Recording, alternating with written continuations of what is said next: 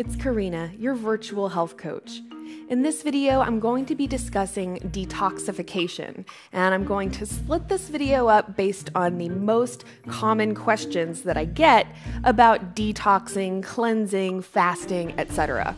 I'm also going to tackle that question, is detoxification a hoax? Is it something real? Are all detox diets a scam? Let me know what you think, and let's go ahead and get started.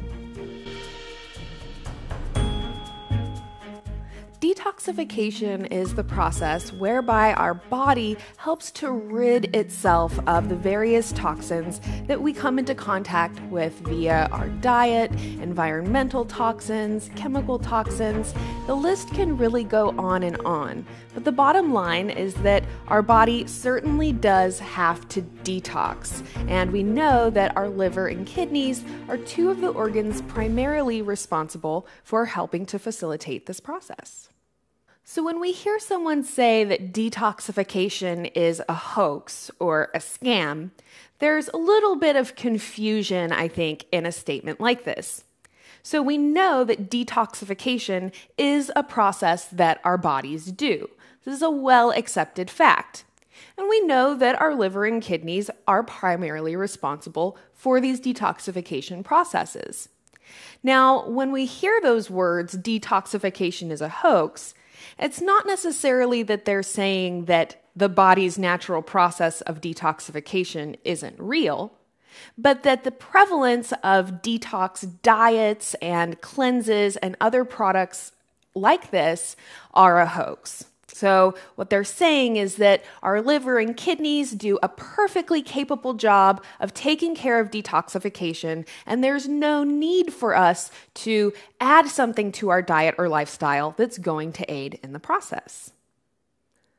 So I want to quickly show you some statistics from the National Institute of Health on liver and kidney disease. And in my opinion, this information is evidence that our liver and kidneys do come under a lot of distress. So we can see that there is a rising prevalence in both liver and kidney disease, which to me is an indication that the processed foods, the highly modern lifestyle, all of the different toxins we are coming into contact with are actually increasing over time and causing a bigger burden on our liver and kidneys. What we can also tell from this data is that our liver and kidneys become more damaged or more susceptible to disease as we age. So on this chart, we can see that people over the age of 65 have a significantly higher prevalence of chronic kidney disease. As we get older, our bodies do need maybe a little help in the area of detoxification to take a little bit of the stress off of our kidneys and our liver. The mere prevalence of chronic liver and kidney disease serves to me as evidence that detoxification is not just a process that our body easily takes care of, because if it were, we would see people with much healthier liver and kidneys up into their ripe old age. One of the primary ways that our body detoxifies is through our lymphatic system. So the lymph fluid actually sits just below the layer of the skin. You may be familiar with lymphatic massage. So this is a very delicate modality that aims at helping the lymphatic system to flow unimpeded. So you may hear when people are talking about the lymphatic system that there are blockages or that the lymphatic system is not flowing freely. This is one way that toxins can start to accumulate in our body. So things like lymphatic massage and dry skin brushing are great ways to help improve our function of the lymphatic system. So this is a dry skin brush. Basically, this is an old practice that comes from Ayurvedic medicine. And the idea is that you use the brush on your dry skin, which you probably could have figured out. And you actually can use this delicate brushing of the skin to help invigorate the lymphatic fluid and help to facilitate it flowing in the most efficient and effective way. So because dry skin brushing helps to invigorate the lymphatic system and help the lymphatic fluid to flow freely, it can have a variety of different benefits. One of them is that it can significantly reduce the appearance of cellulite.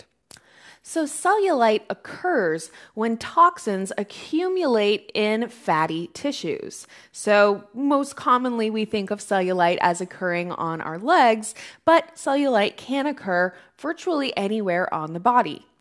And because this is essentially fatty tissue filled with toxins that gives it that clumpy appearance, doing something that will help to remove toxins from that area and help the lymphatic system to flow and remove those toxins is very beneficial.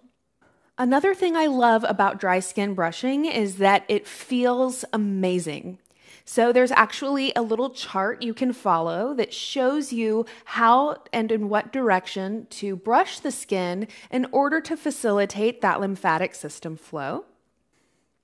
So I use this dry skin brush by Zen Me, and I love it because it has this great little strap and the little arm is detachable. So I can just use it for the easy to reach places this way. Then I also have an option for using it with the handy dandy little arm. I also received as a free gift with this package these exfoliating gloves for use in the shower. So the dry skin brush is not meant to be taken in the shower and used when wet, but using some kind of exfoliating soap or exfoliating gloves in the shower can be another great way to help influence this detoxification process, helping our lymphatic system to flow freely and unimpeded. So I also use a detoxifying soap when I'm in the shower, again, wanting to help this detoxification process. So this particular one is by the Seaweed Bath Company. This is a detox cellulite soap with coffee. Now, not only does it smell amazing, but I love this soap, and I feel like it really did make a visible difference in the appearance of cellulite after using it. Another way that we can help to encourage our body's natural detoxification processes is by getting physical movement every single day, whether it's as small as simply taking a short walk, doing some stretching, or setting aside something like 3 or 5 minutes a day just to put some kind of gentle movement into your daily activities. When we're living a sedentary lifestyle, not only do we physically feel more stagnant, but within our body, this stagnation occurs, so our lymphatic system won't be flowing as well. Our heart won't be pumping as strongly to help blood circulate. So getting some kind of physical activity is really, really important. So kind of an addendum on that note is that physical exercise of increased intensity also does help with this detoxification process. So getting to the point where you start breaking a sweat in exercise not only is a great way to begin that fat metabolization process or fat burning, which is what we're usually after, but know that your physical exercise also has an enhanced benefit of helping your body to detox, helping it to let go of the toxins that it's holding onto. So when we're talking about sweating, not a very popular topic, but certainly something that each and every one of us does, right?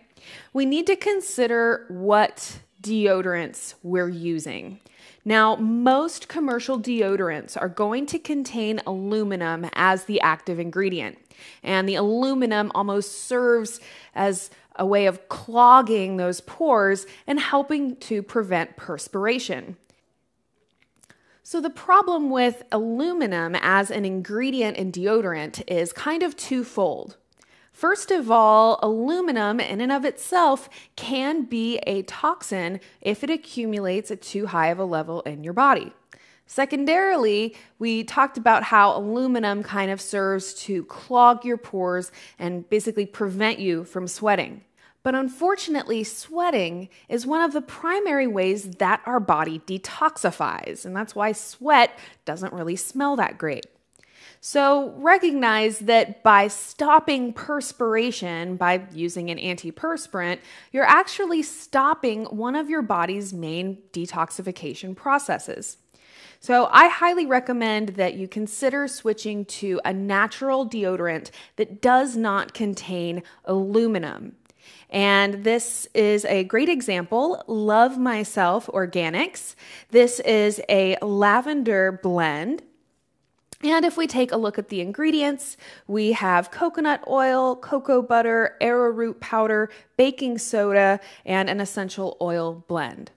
So we don't have that aluminum ingredient. And what you'll also find is that a natural deodorant, in addition to helping facilitate those processes your body needs to do, will also contain things like essential oils and cocoa butter that in and of themselves have their own health benefits. So let's start with cleansing. So the idea is that we would either do a fast or take some kind of a product, a cleanse, in order to help our bodies to detoxify. Now, there are a lot of different cleansing products available on the market, and not all of these products are created equal. What we need to understand is that there is always going to be a benefit when we look for things that come from whole natural foods, minimally processed foods, and preferably organic. There are several different cleansing products out there that will help you to lose weight, but aren't necessarily helping you to get healthier. So one consideration when we're talking about cleansing is to recognize that once your body starts to detoxify, those toxins start coming to the surface. So if you detoxify too strongly and too quickly, then you can have things like headaches or even breakouts that result. And you could kind of liken this to if you had a big giant dump truck full of garbage and you suddenly just took an entire wall off of the thing, all of the garbage would dump out immediately. Whereas if you cut a smaller hole into the garbage bin, you would have a smaller outflow of that trash. So the idea is to do something that's not going to be extremely abrupt and hard on your body. So for someone who's eating an extremely healthy diet, living really well, and exercising regularly, going on a cleanse is not going to be a huge abrupt difference from the way that they're living regularly. But for most of us who are eating processed foods or the average American diet, we're going to want to do a much slower and more delicate cleanse or detox. So I just mean that we don't want to do something extreme. We want to look for things that are going to be easy for the body to adjust to, and I always find that it's beneficial to kind of break it into steps. So we would start by eliminating those major toxins that we come into contact with frequently, things like alcohol, caffeine, and tobacco. Then from there, we would want to start looking at our diet, getting rid of those highly processed foods in favor of more natural foods that are close to their natural state. From there, we could then begin to further improve our diet and move even further toward a more natural or even raw vegan diet, where we're eating mostly vegetables. Then from there, we would have the topic of fasting. So let's discuss fasting.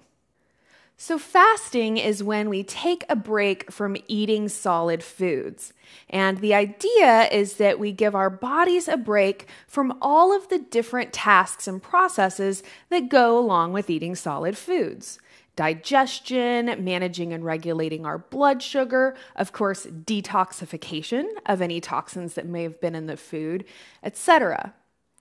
So There are water fasts where you would literally have nothing except water, but my personal preference is for juice fasting.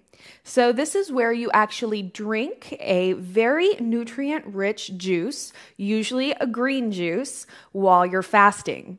So even though you aren't getting all of the calories you normally would in eating solid food, you're still getting a really large intake of nutrients. So a lot of your nutritional needs are still being met. This is beneficial for a couple of different reasons. Number one, juice fasting is going to be less stressful on your body. Because you still have those nutrients coming in, it doesn't put your body into as much of a famine mode. So where water fasting can actually be somewhat stressful on the body, especially if you are not super healthy to begin with, juice fasting helps your body to recognize that there's still nutrients coming in and it doesn't go into that famine state of mind of thinking that there's not going to be any more food coming into your system. Another benefit of juice... What was I going to say? No, it's fine. Another benefit of juice fasting is that all of the nutrients in those green juices also help to facilitate that process of detoxification. So cilantro, as an example, all of your dark leafy green vegetables, these are all going to be wonderful things to help support detoxification in your body. So taking in a lot of green juices while you're detoxing or cleansing is very beneficial. So what about detox diets? And can detoxing help you lose weight? The answer is yes, but I think that it is a better approach to see weight loss as a potential side effect of detoxing, rather than using a detox diet or cleanse with the sole purpose of helping you lose weight. We can return to that idea that if you do something really severe and extreme, like detoxing your body very quickly, while you can have the effect of losing weight, this is not necessarily the healthiest or least stressful thing to do for your body. Also keep in mind that there are a lot of brands out there in the weight loss industry, and so we as consumers need to kind of just stay aware that sometimes these brands will use certain terms just to help their marketing. So just because something calls itself a detox diet doesn't necessarily mean that it's healthy. And just because there are certain detox diets out there that aren't maybe that healthy, it doesn't mean that detoxification as a whole is a scam or that detoxification is a hoax of some kind. So we talked about that processed foods are generally going to contain more toxins than a natural food, and especially an organic food, which would have the lowest toxicity possible. So when we're looking at processed foods, we need to recognize that there are several different ways that these foods negatively impact our health. So number one, when you have a processed food with a long list of ingredients, not all of those ingredients are necessarily bad, but when you see a food with a lot of those different chemicals, there's certainly a potential that some of those food additives are carcinogens, which means they cause cancer, or they do deplete your body's health in some way. Also important to recognize that simply the processing of those foods out of their natural state creates more work for your body in breaking them down. So the easiest digestion is going to come when we eat natural, minimally processed foods. Things like high fructose corn syrup have actually been found to contribute to fatty liver.